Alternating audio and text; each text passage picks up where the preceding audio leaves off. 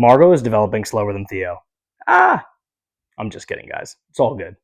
Kids develop differently. You've been told that before by pediatricians, other parents, and honestly, probably by myself. Margot develops differently than Theo, but it's not actually concerning. Let me explain to you by using my own kids as an example on when it may or may not actually be concerning.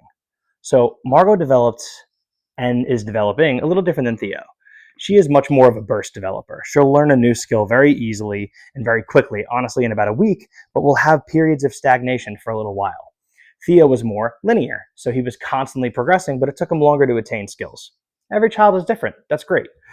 The reason, as a pediatric physical therapist, I'm always going to be advocating and telling you to be doing purposeful play early and be advocating for intervention early is because it's much easier to learn a skill than to relearn a skill. So let's dial back.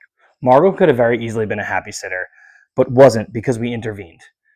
It's the easiest thing to do for a younger sibling to play with an older sibling when they're babies, to sit with them and engage with them that way.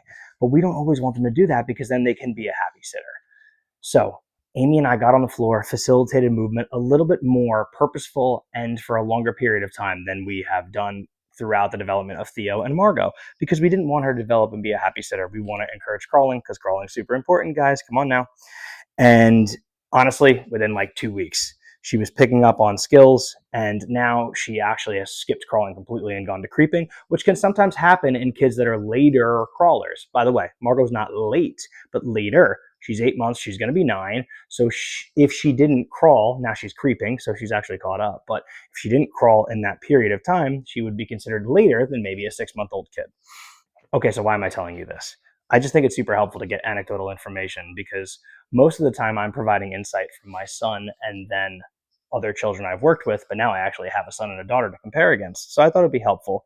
The other thing is, even though I'm a pediatric PT, very easily could have gotten a happy sitter. Sometimes we just have to get in there and facilitate a little more as parents. And that's why I will always tell you, get on the floor, make a move. Don't try to skip milestones because that's never going to help.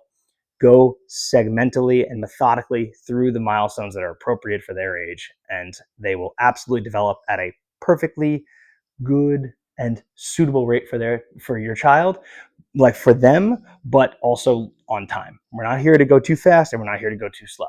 There's a reason those milestones exist. Cheers, everybody.